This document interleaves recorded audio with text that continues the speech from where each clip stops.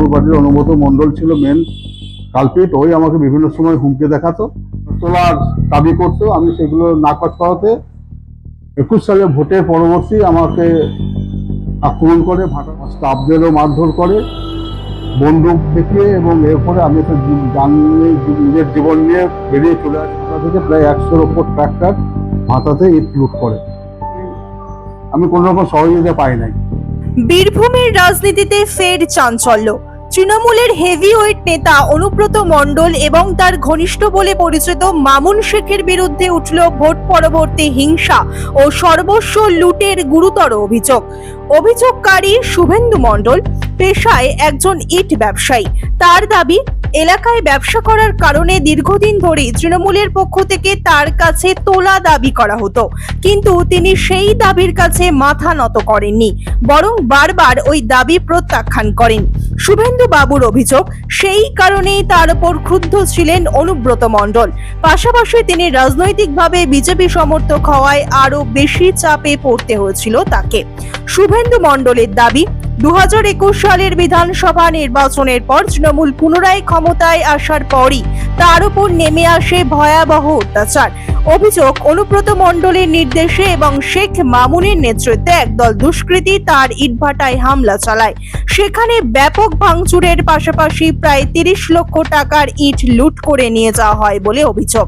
সবচেয়ে তাৎপর্যপূর্ণ বিষয়, এই ঘটনার পর 2021 সালে অনুব্রত মণ্ডল, মামুন শেখ সহ মোট 13 জনের বিরুদ্ধে লিখিত অভিযোগ দায়ের করেছিলেন তিনি। কিন্তু তার দাবি, সেই সময় পুলিশ বা প্রশাসনের তরফে কোনো কার্যকর ব্যবস্থা নেওয়া হয়নি। এখন রাজ্যের রাজনৈতিক পট পরিবর্তনের পর নতুন করে পুলিশের দ্বারস্থ হয়েছেন ওই ব্যবসায়ী। তার আশা, এবার ঘটনার নিরপেক্ষ তদন্ত হবে এবং অভিযুক্তদের বিরুদ্ধে আইন অনুযায়ী কঠোর ব্যবস্থা নেওয়া হবে।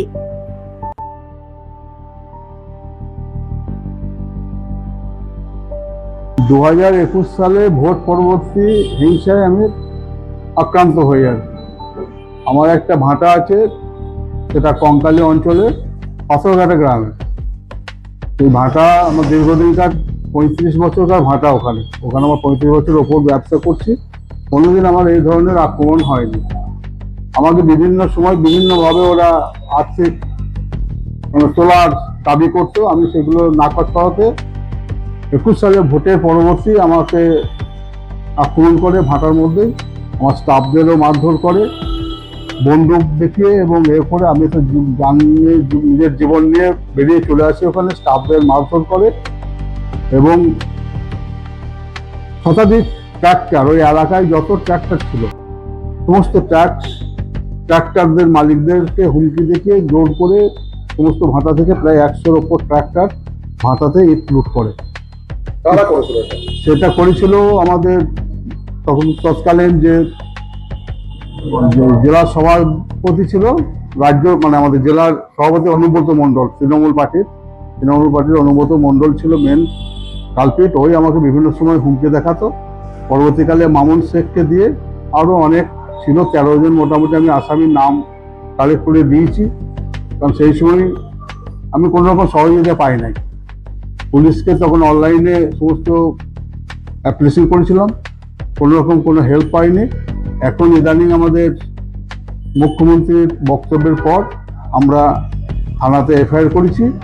এখন দেখা যাক কতদূর কি হয়। আমরা সেই আশা বসেছিলাম। আমরা ক্ষতিপূরণের দাবি করেছি। আমার 30 লক্ষ টাকার মতন মাল লুট হয়েছে।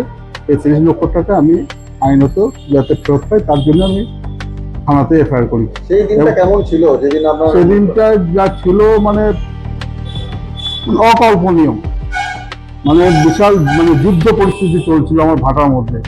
আমরা লুকিয়ে তখন দেখি, কিন্তু আমাদের কিছু তখন আমার কাছে মোবাইলও ছিল না যে আমি ফটো করে রেখে দেবো। ওই এলাকার সবাই একদম ভীত সন্ত্রস্ত, বোমবাজি বন্দুক নিয়ে সব লাফালাফি করেছে। আমাদের স্টাফদের আমি সঙ্গে সঙ্গে বললাম, তোরা পালিয়ে যা করছে করতে দে। নিজেদের জীবন হাতে করে নিয়ে আমরা নদী পার হয়ে বেরিয়ে পালিয়ে আসি। এই যে লুটপাট যখন চলছিল, মামুন শেখ তখন ছিল ঘটনা? হ্যাঁ, মামুন শেখ ছিল। মামুন শেখ মেন, মামুন শেখই মেন মানে নেতৃত্ব দিচ্ছিল ভাটার মধ্যে এসে। মামুন শেখ ছিল, আরো ওদের গ্রামেরও, পাথরঘাটা গ্রামের কিছু ছেলে ছিল, তাদের নাম আমি ভারতে এখানে দিয়েছি। প্লাস পাশাপাশি গ্রামেরও ছিল অনেক, তাদেরও নাম দেওয়া হয়েছে। আমার মোট 13 জন, মোটামুটি যে নাম পেয়েছি 13 জনের নাম আমি দিয়েছি। হ্যাঁ, তার মধ্যে ট্র্যাক্টর মালিক আছে একজন, সেই ম্যাক্সিমাম ট্র্যাক্টরকে কালেকশন করেছে। আমাদের সীতাপুর গ্রাম থেকেও ট্র্যাক্টর এসেছে, প্লাস পাশাপাশি সমস্ত জায়গায় মানে অঞ্চলে যত ট্র্যাক্টর ছিল সমস্ত ট্র্যাক্টরকে ভয় দেখিয়ে সেই লুটে সহযোগিতা করেছে। এবং সেই ইটের ইট ম্যাক্সিমামটা গিয়েছে আপনার পেস্টোর বাগানবাড়ি আছে এখানে হসপিটাল অপোজিটে, ওখানে প্রচুর ইট ওখানে নিয়েছে। তারপরে বিভিন্ন যে যা পেরেছে ইট নিয়ে গিয়েছে। প্লাস আপনার যেটা শোনা কথা, আমি নিজের চোখে দেখিনি, এখানে একটা হসপিটাল নাকি হয়েছে, প্রাইভেট হসপিটাল, সেখানেও ইট দিয়েছে। অনুব্রত মণ্ডলের বিরুদ্ধে অভিযোগ কেন? অনুব্রত মণ্ডলই নেতৃত্ব দিয়েছে, কারণ সেই টাইমে ও মানে এর আগে আমাকে বহুভাবে বিভিন্ন এতে আমাকে পয়সার ডিমান্ড করেছে, আমি সেগুলো মেনে নিইনি, যে কারণে ও আমার উপর একটা হিংসা ছিল এবং সেইভাবেই সে তার হিংসা চারিতার্থ করেছে। এবং ওই ভোট পরবর্তী আমি ডাইরেক্ট রাজনীতির মধ্যে জড়িত ছিল না, তবুও আমি বিজেপির সমর্থক ছিলাম, সেই হিসাবেই আমার উপর আক্রমণটা হয়। 2021 সালে আমি অভিযোগ জানিয়েছিলেন? 21 সালে আমি অনলাইন তখন থানাতে কোনো অভিযোগ নেয়নি, গিয়েছি, মানে ফিরে আসতে হয়েছে মুখ মাথা নত করে। তারপরে অনলাইনে আমি ডিএম, এসপি, এসডিপিও বোলপুর তৎকালীন জেনারেল ছিলেন, তাদেরকে আমি অনলাইনে সমস্ত চিঠি করেছি, তারও কোনো রেসপন্স আমরা আজ পর্যন্ত পাইনি। সুবিচার পাননি? না, কোনো সুবিচার পাইনি। ইদানিং আবার নতুন করে এফআইআর করা হয়েছে, দেখা যাক কি করে আইনে। আপনার নাম? আমার নাম হচ্ছে শুভেন্দু মণ্ডল।